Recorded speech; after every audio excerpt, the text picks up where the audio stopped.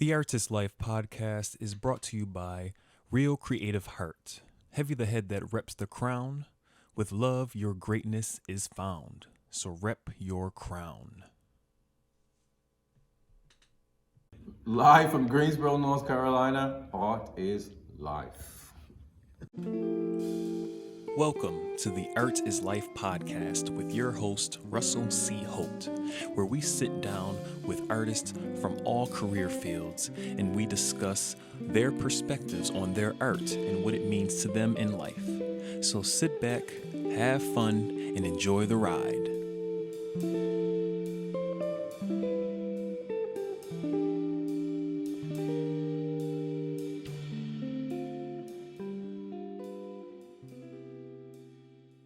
Welcome, guys, to another episode of Art is Life. I am Russell C. Holt, and I am joined today with someone who I just recently met, actually, last year. I was in my acting seminar class, and I had to do an assignment in regards to finding different art forms outside of acting and outside of America that have certain elements that I could take and put into my acting. So what I chose was martial arts, and specifically Wing Chun. For those who don't know what Wing Chun is, it is a specific martial art that Bruce Lee, who I'm sure you've heard of, that was what he was taught first before he went on and branched off and did his own thing. And a bunch of Hollywood movies came out called Ip Man, starring Donnie Yen. If you're familiar with that, he was the Grandmaster who taught Grandmaster Yip. He taught Bruce Lee when he came in. So I went to search, and lo and behold, there was actually a martial arts studio right around the corner, literally right around the corner from UNC Greensboro's campus. So I went in, I looked it up and everything, and met my guest here. Got a lot of information, very nice insight. He was so gracious enough to come and not only talk a little bit more about Wing Chun, but also did a little bit of demonstration there, and it was very informative and very inspirational, and it was a lot of fun as well. So I thought it would be a perfect time and a great moment to have him on the podcast so we can dive a little bit more deep into that, as well as how he got into it and why it's so special, martial arts, but art in general for him in his life. So I brought to you guys the great Grandmaster, Sifu Steve. Ladies and gentlemen, Sifu Steve. Thank you. Thank you. Kind of funny to say Grandmaster. It's like Granddad. Oh, yeah. In the martial art world, we always have a saying: the one who considers himself a master is who considers himself to know all things. I don't know all things. Gotcha. So in other words, I'm always a true instructor. Is someone who's always still wants to learn. Right. So he's more like the advanced student. Okay. To say, right? Yes. So and a good way of the word shifu in the Chinese or Mandarin, and Sifu in the Cantonese means not only just an instructor, but it means a shower. Okay. So we show. You teach. You teach yourself, right? Right. So we teach you how to get into that and discipline and everything. And that one. I started this art when I was at 8 years old. Okay. When I was 8 years old. And in fact, in this place here, Greensboro, I was here until my mid-teenage years, and then I left. But I started then, and I studied hard. I decided to continue to start studying, and everything else, because in that world was a time of experimenting. Some of the kids went to I always say some kids went to the light, some kids went to the dark side. Yeah. I decided I wanted to stay me. Right. I wanted to learn about me, focus on me, and the martial arts helped me to do that. It helped me to do that. Right. Yeah, it brought forth a lot. So how did you get into the martial arts, and how difficult was it with all the stuff around people trying to keep you from being yourself. Yes, yeah, okay. Well, I started, again, I originally started in Goju-ryu karate. Man, my mom was working at the YMCA. At that time, it was the Hayes Taylor YMCA. That was actually down the street here, in fact, going down toward, going down on, I forgot the name of the area over there, but over in A&T, going toward A&T. And, I was studying for a while. It was fun and all of that when I got to a certain rank and you start getting a big head thinking you're somebody. I had a neighbor who moved in, and in fact, I found out that neighbor was a friend of my mom's, and her husband was Chinese. And I just thought, just old man.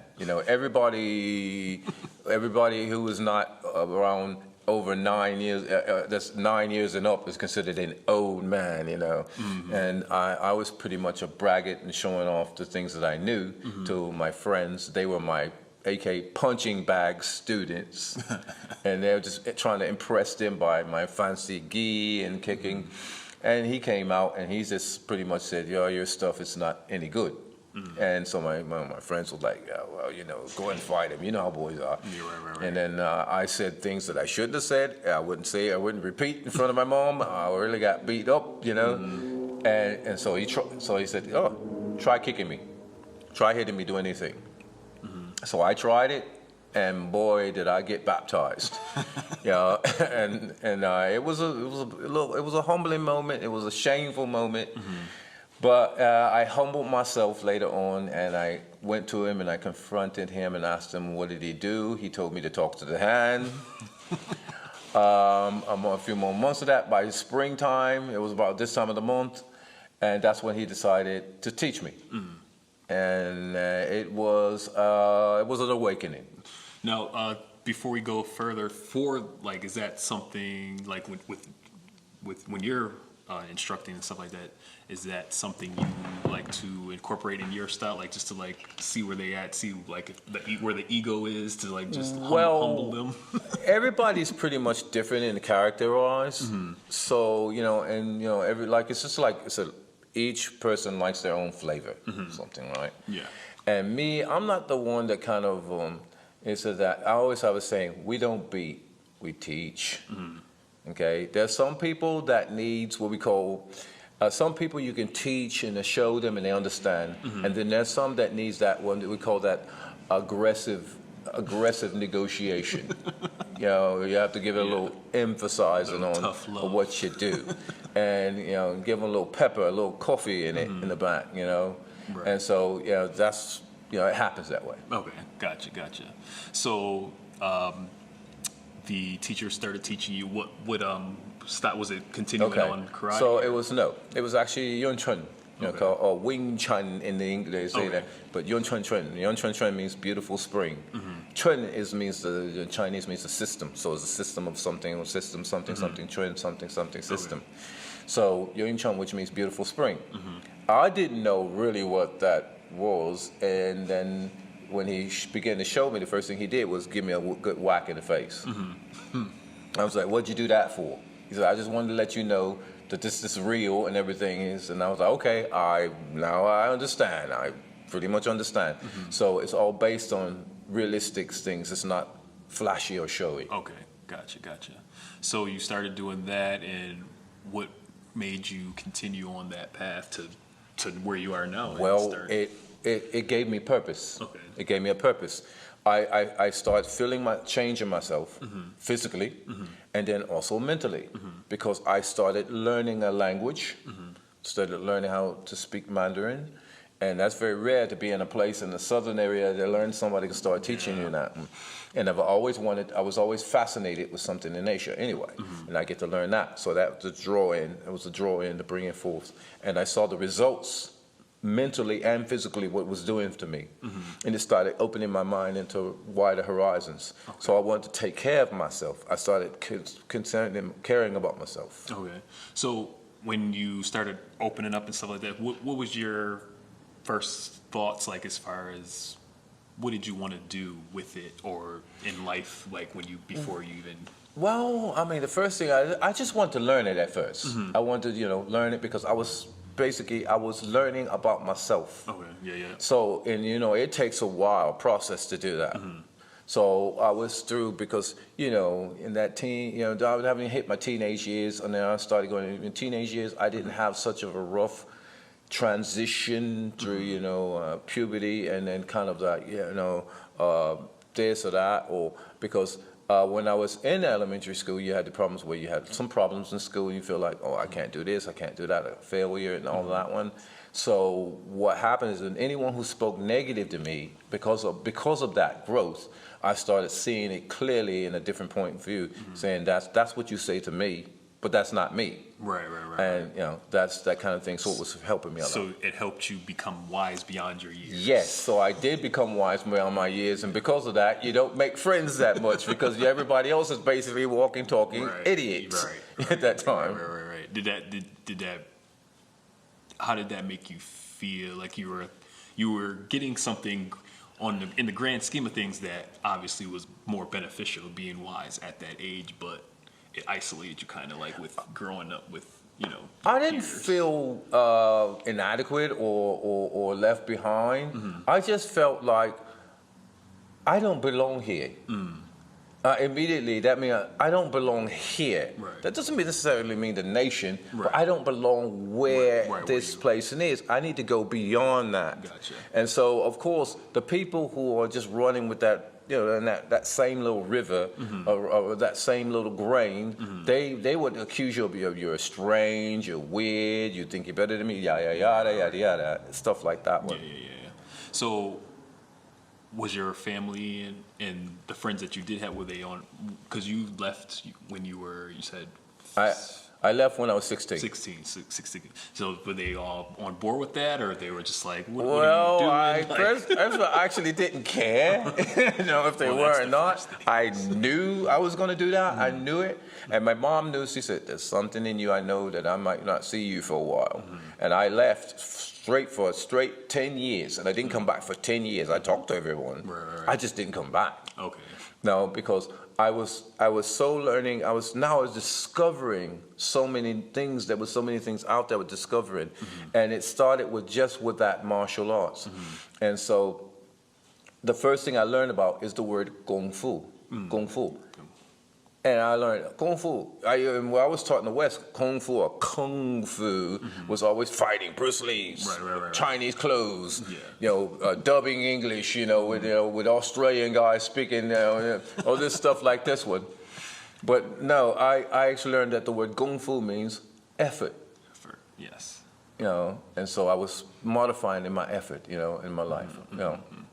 So over those 10 years outside of the kung fu, after you finished understanding that, what else did you come across that you would say were key contributors of the man you became from those 10 years through the martial arts? Well, there was the military.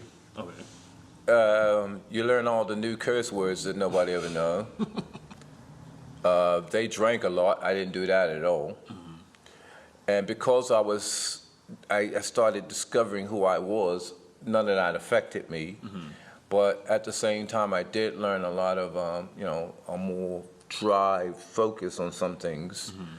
Some were good, some were bad. I don't even want to talk about those bad things. Right. But it did give me a chance to even travel even more. So now I can see in the viewpoint of the outside looking in, helped me develop more about how to socialize with people more and more. So I don't have to be a hermit. Because I didn't realize that's the next stage. I was able to start to learn how to express myself to who I wanted to speak to. Because before I didn't have that ability to do that. But then all of a sudden, now I'm able to learn how to express myself. So that was. So who is Sifu Steve? If someone asked you, like you said, you were finding your stuff, or I should say, who was Steve back then, and now who, like, going through all of that to where you are? Who would you say you are now? I would say, like, I was Steve who was stuck in four walls. Now I'm the Steve who's above the planet, like this, who sees not only just the planet, but out in the universe, to want to go beyond the things, that go beyond a horizon, because the horizon has limits and borders. Yeah. So, Wing Chun, we met, that was like the main, that you studied that when you were 9, Yes. 9 years old. So you've been doing it ever since. What are the key, like, elements to it that you would have, like, if someone, like, bullet points of, like, what are the main points of Wing Chun and what's the benefits of The key point of it is simplicity. simplicity? We always said if it's not simple, if it's complicated, if it's not simple, you're going to be in trouble. You're going to get in trouble. Directness, because I always have the saying that it is defensively offensive, offensively defensive. Either way, you're offending, and you're always keeping them against defense. So in other words, you are a chess master. Your moves, you have 5, 6, 7 moves ahead before they even move their first. Okay, gotcha. Now, have you seen times where that has been, well, I'm sure it has, like, benefited you just in your everyday life? And Yes, unfortunately, yes. The last thing is always said that we always like walk the path of peace. I don't know if this is going to be politically correct, but we all say we walk the path of peace. If that person continues and they persist, then you have to walk the path of pieces on their ass. You don't have to say it basically that one, right? Yeah. So, but that's the last thing that you want to do. It teaches you how to be a martial art fighter first here, and last is here by the physical. So I've had situations where I had to do a little bit aggressive negotiations with someone. It was quick, and they got it. And there's somewhere I had the martial arts of mouth, where basically it was almost like a Jedi mind trick, and win the fight. Right. Because battles does not always come physical. Yeah. Because I know, I've heard, as far as martial arts in general, you don't start a fight, and if you are doing a martial art to start fights or just to be a fighter, then it's not for you. That's right. That's not. It's for self-defense. You're not a martial artist. Right. A martial artist is a pugilist, or one martial means to war. Okay. And a person who starts wars they're tyrants. We call them tyrants. We don't call them a warrior. Okay? They start wars for absolutely no reason. And the one who usually starts it is the weaker vessel. So during this journey of the martial arts of Wing Chun, what is the most fulfilling part of it and the most challenging for you? Well, the fulfillment is watching a student become just as good as me or better. Because my goal is to get them to become as good as me or better than I. What I do is I push them harder.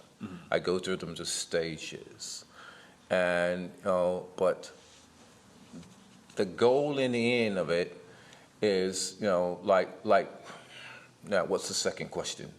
Challenge. The challenges. Okay, so the challenges is basically I have challenges of myself, of course, and then there's challenges for the other people, and so basically to me a challenge is, without a challenge there's nothing to learn. Right. Okay, because if it's easy to do, it's not worth doing. Okay, so challenges should be invited. It should never be rejected. Okay. So for my greatest challenge is watching that person grow, but trying to search to see where that person's their foundational source of their weakness is. Because they can say a lot, but what I'm doing is to me you're a tree, and you have lots of fruit, because you've been there and done that and said this. That's irrelevant to me.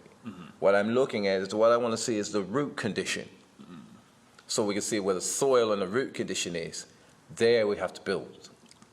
Now, I mentioned, should have probably asked this prior, but how did you get into the teaching aspect of it, and at what point did you feel confident enough to find those roots and find that, the tree, The first student I I really feel sorry for him. Because I was the worst teacher ever. Because first of all, it says I was so anxious because, you know, being a amateur teacher is, I expect you to know what I know in 20 minutes. Right, yep. And if you haven't got it, you're going to get a lot of punches. And it was one, I mean, like, I go to bang, and I punched him right in the stomach. He just curled over like, you know, like it, what is it, because like a roll of potatoes or something. And I'm like, and immediately when I did that, something said, hey, what's wrong with you? There's nothing wrong with him. It's what's wrong with you. There's no such thing as a bad student, only a bad teacher. And boy, are you a bad teacher. Because you're a bad shower, because you don't know how to present yourself. So first of all, in order for me to learn his roots, I had to learn my roots. I didn't know my roots yet. So before that, so when you learn about yourself, you become a better teacher to be able to source them. Now it's like in a mirror, right? Right. Yeah. You have to know what you look like before you can judge what other people look like. You know, and so in other words, you got to have a mirror. Yeah. So what did you find out about yourself? Oh boy, did I suck!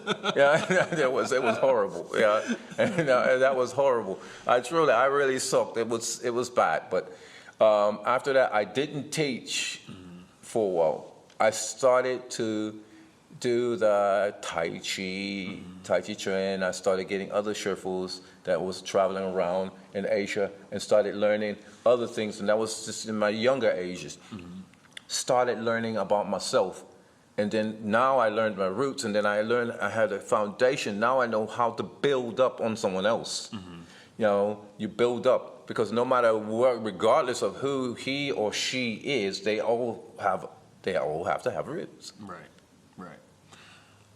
So after all of that soul searching, at what point were you like, I'm not a bad teacher anymore? Okay. I stopped teaching him, and I started studying for myself for about like a good 6 years. Just 6 years straight. Nothing else. Right. And then for 6 years, you know, after that 6 years, one person said, could you start teaching me? He's actually my best friend.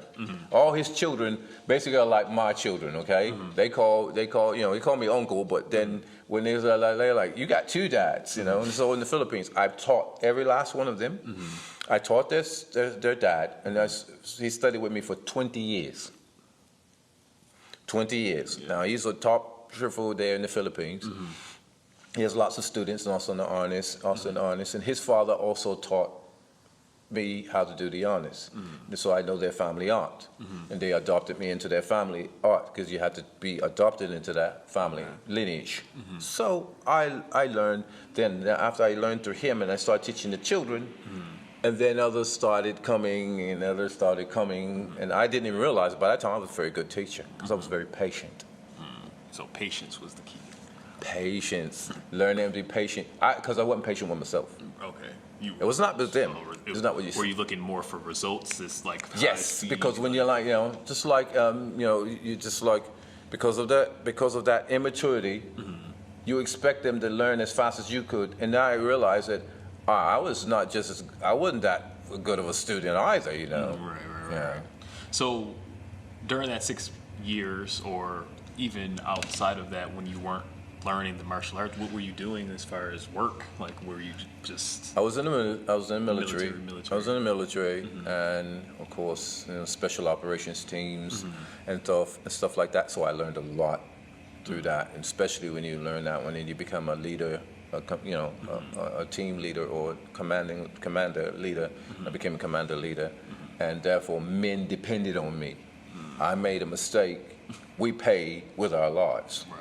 You know, so it became a serious matter. That really built up my patience. Okay. Yeah. Yes. Yeah. So you've been studying Wing Chun since 9 years old, and your goal is to get your students to be as good or better than you. Right. So what if someone is starting out at an older age, where it's a little more challenging to learn something compared to when you're younger and you have a lot more time to and it's easier to retain the information. What do you say to that challenge as far as a student getting to a comfortable level of knowing what they're doing? Right. First of all, the king is age is only numbers. That's all it is, no more, no less. So I said that everyone's different. So you got to look at it. I look at it like ice cream, Neapolitan. It's still ice cream, different flavors. Okay. So the same thing, some people learn faster than others, some not as fast. So the key thing is it's just the R, repetition. Repetition. The more you do it, the better you get. That's why I always repeat that in their mind. That way, they don't become frustrated. And they continue to focus on foundation.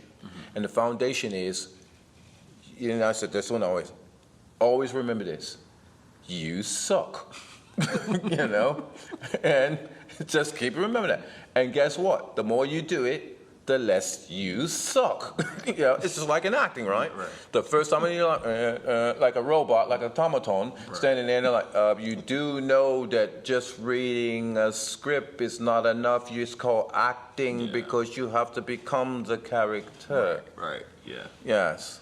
Yes, a teacher told a student, he's like, you have arms. And he's like, oh yeah, I do. They do have them, and legs. You do use them for a reason, not stand there and like like a newscaster or something. Right. So on average, I know you said it's based on the person, but if a person is consistently doing the repetition, what's the average you would say that someone could learn this and be confident enough to at least do, the basics? I have a good example. I have one student right now that was a very big challenge for the other senior students because I allow the senior students to start teaching, and so that they can. And I always put them against the most difficult student.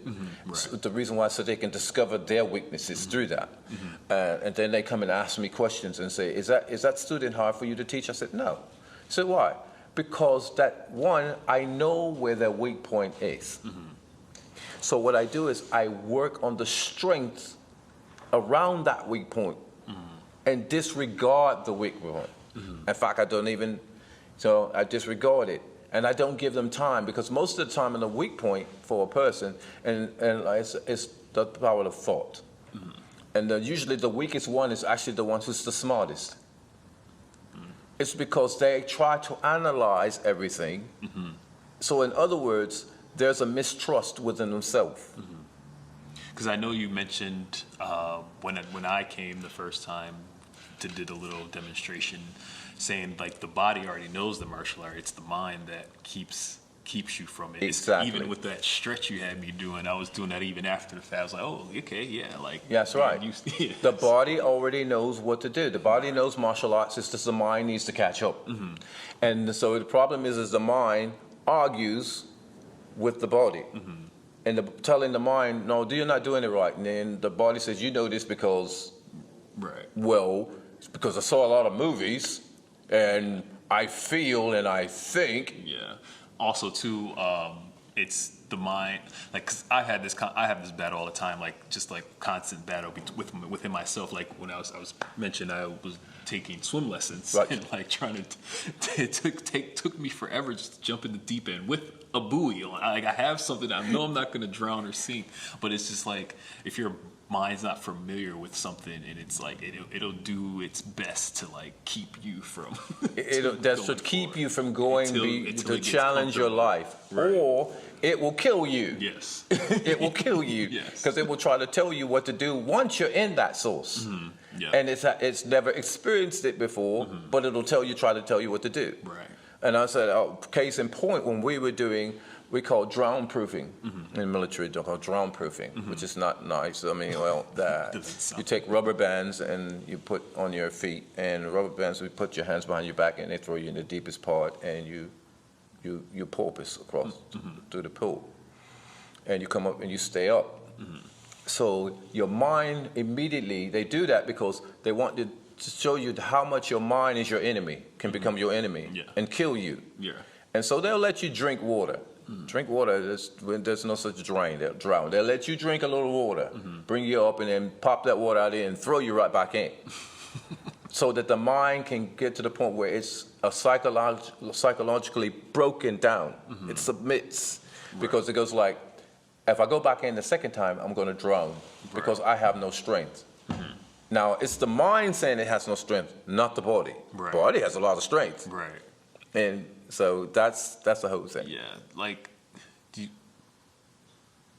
can you talk a little bit about like what's the best way to break that wall down between your like mind keeping you from getting better or achieving things and keeping you from killing yourself? Easy. Repetition. The more you do it, the better you get, right? And then because the mind and the body will begin to argue. And it usually does it at night. Yeah. And that's why you wake up in the morning sore. You wake up in the morning sore because they had already had a negotiation, the UN meeting and all that stuff. And so this is what I'm going to do. Right. I'm going to trust you. I'm going to know that. And he said, yeah, I got this. You know. So the other person with you who practice with you, in order for you to overcome that, they must have honesty. Honesty. And see, when they say honesty, what is honesty? Of course you have honesty. When it comes to martial arts, there's very little honesty. If you go to a martial arts school and they say, okay, we're doing a technique here or there. I want you to partner up with the one person, and you partner up with that person's going to be the aggressor, and then you're going to be the one that does it, and then vice versa, you become the aggressor. The first thing that the mind does is say, okay, let me get somebody who's the same size as me, same height, same stature, and good. Oh, I don't want that guy right there. He's like 3 times my size. He's just going to pummel me down in the ground. Right. And this right here. So what do you actually learn? You see? So that's what the mind attempts to do. But when I say, no, I want you to go against this really big guy right over here. But every time I try to throw something and he throws it, I try to block it, it doesn't work, it hits me right in the chest. I said, good. Yeah. So he says, what do you mean? Well, simply, don't let him do it. How? What I taught you, show you to do it. Now do it with meaning. Yeah. And as simple as that. Figure it out. Figure it out. Because usually, like, to go back to the swimming analogy is like when you're in an unfamiliar place or you feel like you're not confident enough, the first thing to go is the technique usually of what you did learn. So then like it's like getting over that hump to know that you're okay and you can figure it out and still accomplish your goal to what you were. Because the person will go, I'm going to drown, I'm going to the bottom of the pool. Okay. Yeah. And then after you drown, what happens? You float. You come right back up. Yeah, because I was talking about because it's like your body automatically wants to float. Like you don't sink unless you make yourself. You rigid. You become rigid. Yeah. Because I knew that was something that was big for me. Like just like I didn't even like going under the water, and like it was the biggest struggle. But then now and I couldn't float. But now part of it was anatomy with muscle, but now that I'm so much more used to it and more calm and relaxed, form and technique. I can float a lot better and easier and just be chilling. It's just like this, right, and then you arch. It says arch your back, and so the whole thing is trusting yourself. Trusting yourself. So Yun Chun is a teacher of learning to trust. Even any Kung Fu was supposedly, to so you can trust yourself. Again, it depends on how, or like what flavor it is. It means the flavor is your teacher, your instructor, what they're inputting into you. Gotcha. Yeah. Did you do any other martial arts outside of Wing Chun and Kung Fu and Tai Well, Chi? yes. Well, I did a lot of karate. I did other different Kung Fus. I learned arnis, which is the sticks, Filipino sticks, and iaido. Iaido is the Japanese sword they call samurai sword. Okay, gotcha. And I had actually that was a bigger challenge for me than anything else. Okay. Because I actually the way you do it is you have a sensei, and the sensei will be your sensei for life. They choose a sensei. And he was an older Japanese man, and I was the youngest in the whole entire school, the only foreigner and the youngest. So all these elderly ladies and elderly men, and I'm thinking, what can these old people teach me? You know, they're kind of really older than dirt, it seemed like. But they could really wield that katana, katana, very well. And another thing is, all their katanas were real. Mine wasn't. But yet, mine was still able, because it was a $500. I found out why. It can still kill you. Right, yeah. Just not easily. Yeah, but it pierces right through you. Right. And so when I had to stand there, he said, I want you to stand and do not move.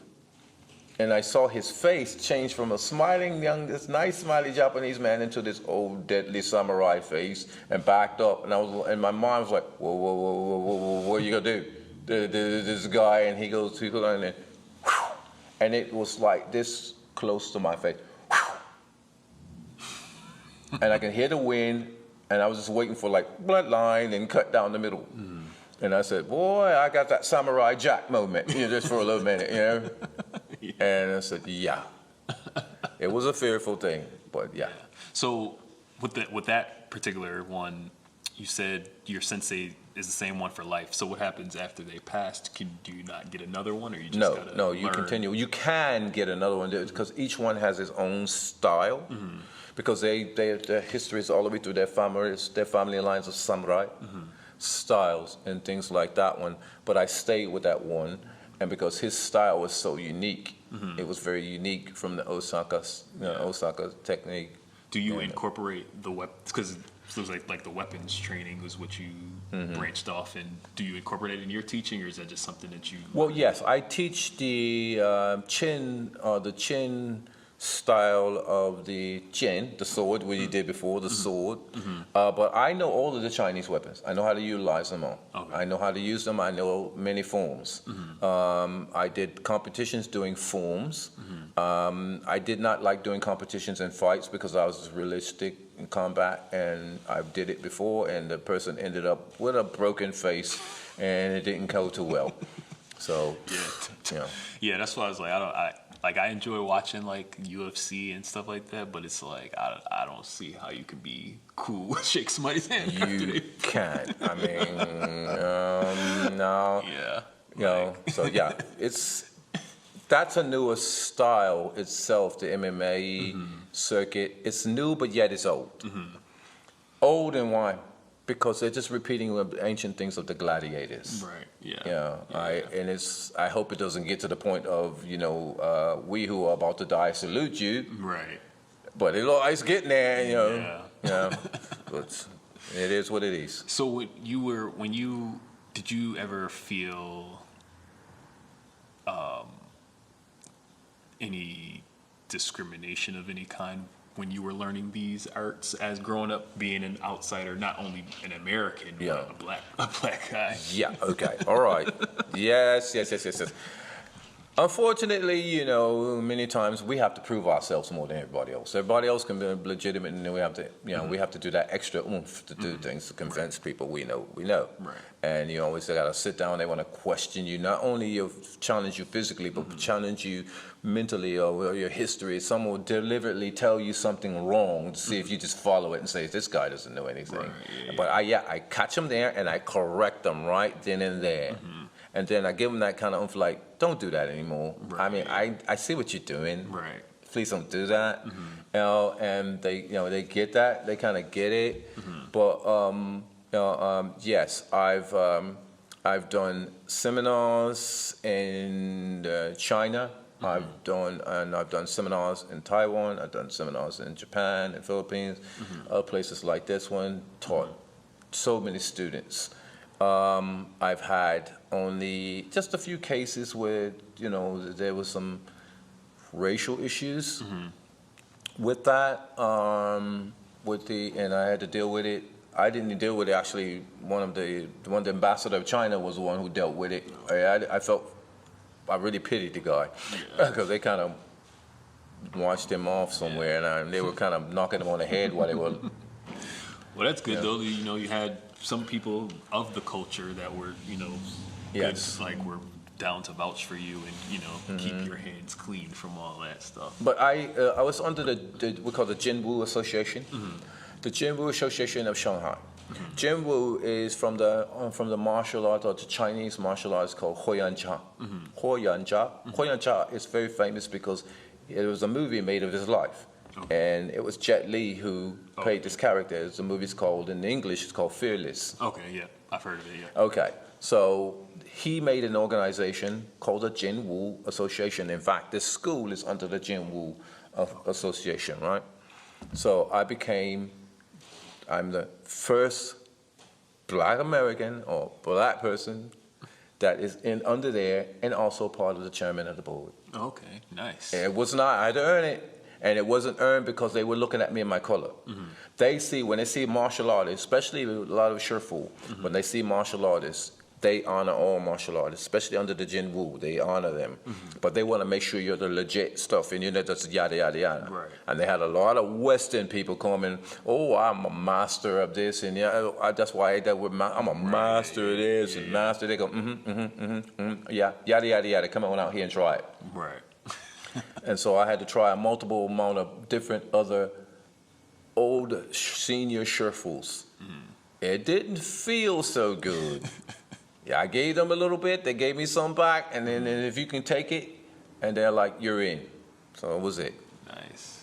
So you had to kind of like prove your skills. Baptism by fire. But I didn't feel there was any racism in it. Or anything like that.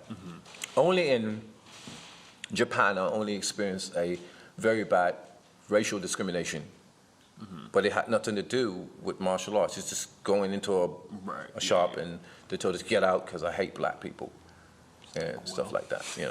But people are people. Yeah, unfortunately.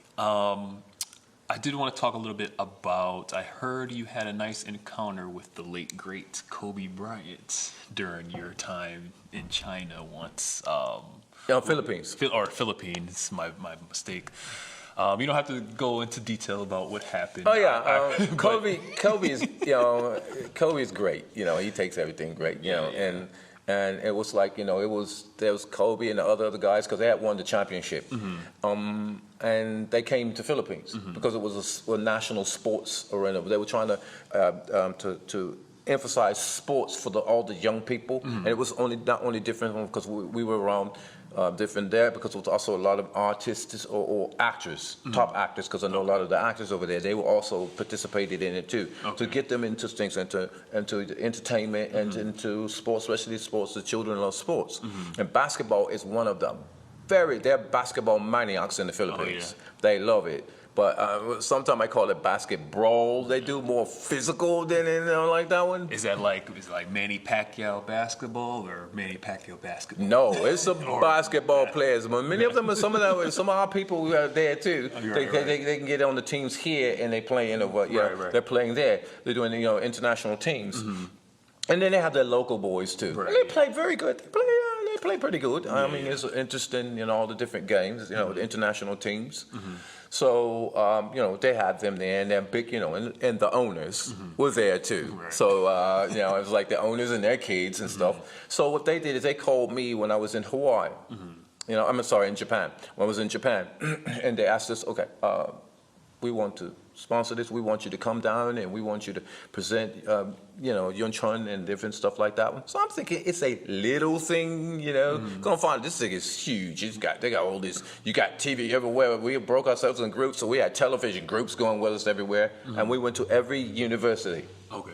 Every major university, and we talked to the basketball players there. Some were from Africa.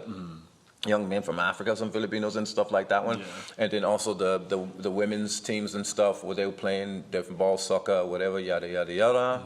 And then we went to the Mall of Asia. Okay. And that was our main show in the Mall of Asia.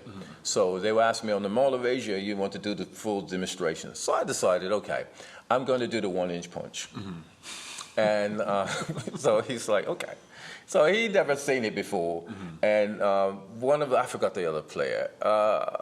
God, there was like 5 other players with them. And so they decided to do the push against me. And he's pushing, and this guy's like, 6 something, and here I am, and he's pushing, I'm like, and he's not moving me at all. And it's like, what in the world? And this is the Mall of Asia. This is the largest mall in the world. It takes you 3 days to see everything. That's how it's. You don't bring your wife, or you'll be broke. So, and we did that, and then I did the 1-inch punch. And he thought, okay, it's gonna be, bang, I can handle it. And I hit him, and he went on his behind. Boom. And everybody's, what? It brought a lot of people into the classes there in the Philippine school. Not because they seen Kobe Bryant beating up, they just saw the power there, and I didn't beat him. And he told me, that was cool. Please don't show that to nobody. Don't tell nobody that happened. Well, the cat's out of the bag now, unfortunately, but R.I.P. to the great Kobe Bryant. I will attest to, I did experience that 1-inch punch as well, so I can vouch for it. It's pretty legit. But Sifu, I appreciate your time. I just have a couple more questions, but how many countries have you been to? Let's say Israel, Vietnam, Thailand, Singapore, Japan, China, India, that's 7, Romania, Germany, Russia.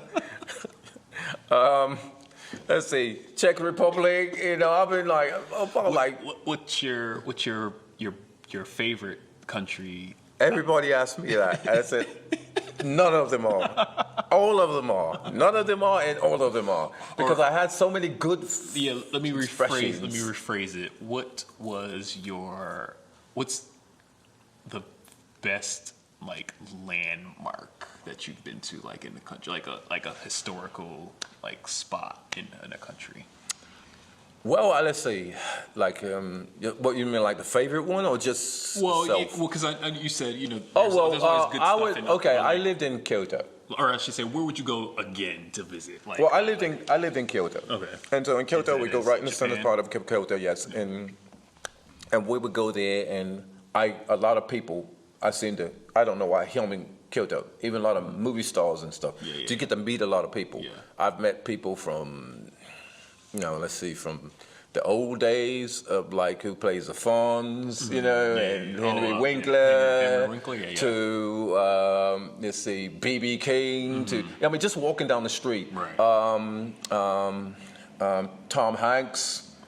Right after he did that, I forget the one, but he still had long hair, and he just walked in the store, and I said, Mr. Hanks. He said, it's Tom. And I gave him a tour guide around Kyoto, and things like that one, and just meeting up with people. So Kyoto was one of the main hubs where I was at, and then everybody can call me from there, and I can move out to Asia because it was easier to travel for there. And so I saw there's lots of landmarks there, to beautiful traditional things. I hear Japan in general overall is a nice place to visit. I hear the food's really good. I heard the people don't talk to each other until nighttime.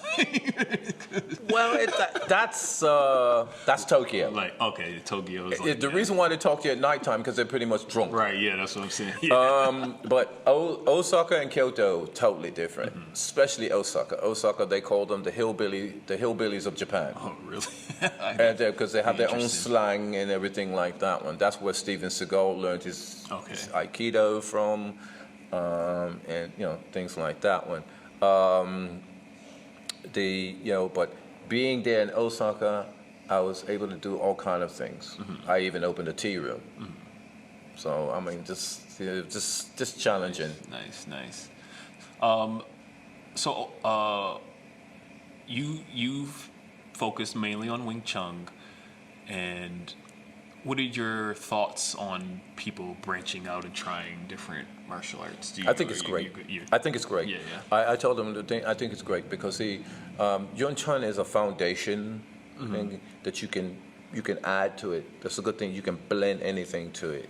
Okay. any style. So Gotcha. I do not tell them, you cannot learn anything else. No. Yeah. That's the old 19 forgotten, days. Gotcha. So now in your career, in your life, what keeps you motivated, keeps you wanting to continue to do this and teach Well, other people? let's see. Well, I pray a lot, study a lot, read, scripture a lot. That's one. Because I know who I am as of now, and I'm still learning about me. Because I love to challenge and other things, and it's actually becomes very fun. It's a good thing in life there, and so it helps me to just continue to grow, and grow and grow, so that I can. So my whole thing is I just want to take what I have and give it to others, because one day I was just say, okay, I'm done doing that, and everybody know now. What do you do with it? You go out and do it now. Right. I don't. So what do you do outside of the martial art to keep yourself well and like in the right mindset? I know you said you pray and read scriptures a lot. Is there anything else you do, like meditation or exercising? I garden. I love gardening. Yeah. I love flowers. I'm doing gardening, and I love service. I don't know how many people say that one. When I was in Japan, I had my own like tea room, and I love serving people. Okay. When I do like little events at home, I like to serve So, people. okay. You like hosting and I love hosting and watching how people enjoy being around. So you can get people who was very nervous and got to get them to relax and to enjoy themselves around people and enjoy and things like that one. So just seeing how people enjoy themselves. What's your best or favorite thing to garden or plant? I don't have a favorite because I have the foods. I'm so knowledgeable about planting vegetables and things like that one. But I also love doing flowers and building things like trellises and things like that. I know how to do that. I just, like I said, it all started with martial arts. Everybody, believe it or not, I can't believe that. Martial arts is about violence. No, it's not. Yeah. It really taught me about how much I want to know, and I can learn things very quick. And it comes back down to that patience too. That's it does. That's right. It takes some patience. Yes. That's for sure. What do you got in your garden right now? Right now, the garden's in Japan right now, and my wife said everything's growing pretty good, and all the blackberries are now coming in because the blackberries had grown over, and the things, and they have a little small apple tree, and it's going pretty much, and it's got apples on it, and all the different varieties of flowers. I like to experiment on different varieties of flowers, and then learning about the soil, which ones take that, and things like that, and pH, because it helps me also in agriculture and doing it for planting and things like that. So you still frequently go back to Japan? You go? Yes, I haven't been back now in 2.5 years now. This is the longest I've ever COVID left. Probably. Yep, that's the one. Because old COVID, that guy. So on a regular, before COVID and once COVID's hopefully not as severe as it is, how frequently do you do like half and half? I think half and half is as much as possible because now I'm venturing into the business of chocolate. Okay. Cacao and chocolate. Yeah, I tried some of that. Yeah. Nice. I hope you liked it. It was good. I did enjoy it. Yes. So, what type of advice would you give someone? In either life advice or advice trying to become like a martial artist or a teacher eventually? I always say this: don't be afraid to challenge and don't be afraid to make mistakes, right? Because the thing is that when you make mistakes, you learn about yourself. Because if you sit there and try to be, okay, I want to be perfect in everything I want to do, okay, I'm safe in this right here, I'm just going to stay right here. You're just the person who's standing at the pier but afraid to jump into the water. Well, what if? Yeah, but what if my aunt had a beard, she'd be my uncle. I mean, all the ifs will get you, right? Right. You won't know until you try it. Challenge yourself. Go into deep waters. Drink a little water. You're going to do that. You'll learn. not to do that anymore. Right. So, that's how we learn. We learn through the mistakes. It's better sometimes to learn through his mistakes than yours, but sometimes, you'll get it. You'll get that mistake. So it's better than that. So don't be afraid of challenges. Don't feel afraid of challenges, because challenges creates you as the man or the woman that you should be, that person that you should be. Yeah, challenges help you, strengthen you. On what doesn't kill you make you stronger, right? That's the phrase. Exactly. So, and if you're not learning, you're dying. So, gotta always constantly keep learning and growing for sure. Correct. So, what's next for you? I know you mentioned the chocolate business. You're obviously teaching here. Cloud Forest Martial Arts Studio. Right. It is located, for those who are in Greensboro, North Carolina, it is right around the corner from UNCG, literally. It's on Westgate City Boulevard, right across from Odin Brewery. So I know all you beer fans, you'll see the big right yellow, across the street. Literally, yes, right across the street. Building across the street. Yes. So you're teaching here as well. So what else do you got? I know you mentioned behind the scenes that you also are into the movies and stuff, like you do. Yes. I've done that, and it's good you talked about that, because I do have a small production here now. I haven't really pushed on it yet because I need to get one apprentice to work with me, and we call it the Golden Harvest Giving Tree Productions.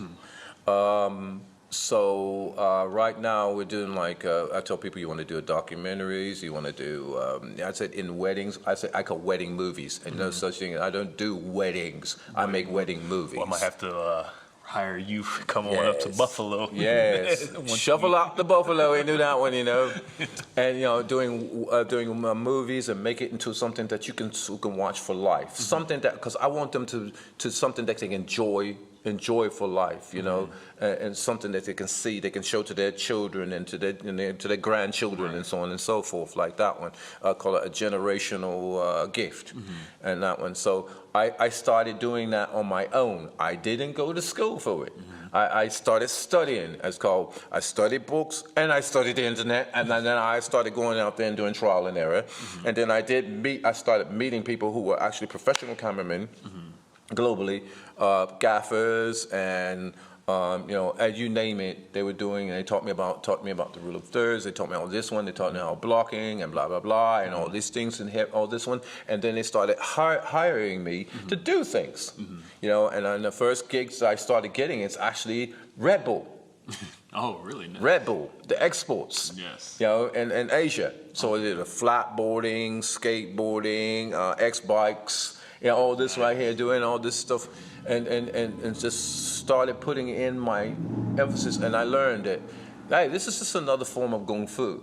And I said, and I learned, don't be afraid. Again, don't be afraid to make mistakes. So you just start, hey, how about if I run over on that side and try the camera and then put it over there? No, it didn't work too well. I can run back over here. Oh, yeah, it's working good. Oh, no. And learning how to move it. And you get in there, you record all of that one.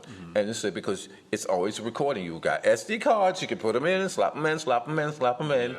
And then whatever data you need, whatever data you don't need, you just put it away. Nice. Yeah. Nice. So to piggyback off of that, you're very well-rounded in the arts, in all arts. Yes. Why is that important to you, or what does art mean to you in your life? Or what makes it so important? I guess. Oh yes, important. Yeah, okay. What makes it so important to you in your life? Why is it important? The challenge, the challenge itself, and I love it when people say, "You can't do it. It's hard." Someone gave me a pair of whistles, because the whistles, the Irish whistles, and said, "You can't do that. It's hard." So I went and bought some, and I made a joyful noise everywhere where I walked in Japan. I felt for their ears. But then, within 2 months, I began to play, and then I went back to that person, and I can play anything they want me to play. Nice. Exactly like they want me to play. And they were like, "You were lying to us. You always knew this." I said, "No." "How did you learn it?" "Because you challenged me." And so that's the whole thing. So life is a challenge. If there's no challenge, then you don't have life. And that's that whole believing is. And that's what brings me back to myself. So that's why I always want to do. So my next level is, what is my next challenge? Now my next challenge right now is business, and doing the business and more in the business. And that's when I said I will put everything that I can, 101%, in what I have to do. 100% or nothing at all. Those are some wise words right there. Final questions, Sifu. Like I said, I appreciate your time, giving me this time, and being so gracious and so informative and just humble and just willing and kind to help out when you didn't have to, and I appreciate that for sure. So how can we follow you on your journey, on your continued journey and your continued learning, and support you in those other endeavors? Well, let's see. Well, you can always come here to the school. Yes, that's Cloud one. Forest. Cloud Forest. And from there, I mean, I haven't built up the website yet for my site yet, because like I said again, there. But you can do is you can always look at the Golden Harvest Wing Chun, Golden Harvest Wing Chun, and you can find me always on YouTube. And see what I'm about. And you can also on Facebook, the same thing is there. Under Golden Harvest. Yes, yes. And then we have our small Chinese clothing shop, which is simplychinaclothing.com. Simplychinaclothing.com. And you can all the different, again, I care about not just buying Chinese clothing, but unique pieces that, male and female, that they can wear and go out with, go out at night, out night and say, this is unique, nobody else is going to have it. It's not the old salt and pepper Bruce Lee thingy that weighs, that's about 1,000 degrees when you put it on, in the summertime. What would you tell people in regards to that? Because I know certain people have issues sometimes when it comes to other cultures' clothing, like say a cultural appropriation or whatever. What do you say if someone if they tried to push back on that? And get over yourself. It's just clothing. First of all, you do respect people's culture. Chinese culture has been very much expanded across the world. It can be exploited. I mean, everyone does. Anything can be expanded or exploited, right? So. But in the Japanese or Chinese, especially Chinese clothing, it's actually the opportunity to expand it is even more necessary, because it's actually dying. Okay. Because of the young Chinese generation now has been pushed in a westernized point of view so much that they're in their mind, they think Western, and they've actually thrown away a heavy percentage of their culture. The same thing's happening in Japan. And it's very sad. So support simplychinaclothing.com, Golden Harvest Wing Chun on YouTube or Facebook, or come on in and let Sifu teach you first personally at Cloud Forest Martial Arts. And the Wing Chun class is on Sundays from 10 to 2. And Wednesdays at 5 to 7. Yes. And that's a new class, so he didn't know about that one. I didn't know about he didn't know about that one. That's good to know, though. I wish I would have knew that earlier. Sorry. But they asked me to increase more classes, but I can't, because I need to have a personal time, private time for my wife and I. Gotta have a life outside of your art. That's right. Sure. That's Can't right. be an artist without a life. Yes. That's a whole different show itself. Final question, Sifu. Yes. When it's all said and done, what do you want your legacy to look like? Here lies the guy named Steve, who people will learn something from. Like that old, like the Shawshank Redemption, like they said, you have a choice. There's a choice in life. Either you get busy living or get busy dying. And my whole life is to teach others to get busy living. So that is here lies the man who taught people to get busy living, to discover themselves, and all that. Well, There you have it there, folks. Mr. Sifu Steve, not a grandmaster, but a continued learner. Yes. And what did you say before? Not a master, but an advanced. He's an advanced learner. That's right, an student. advanced student. Well, thank you, Steve. I appreciate it. Thank you guys for another episode. Like I leave you guys always. Until next time, peace, love, and blessings.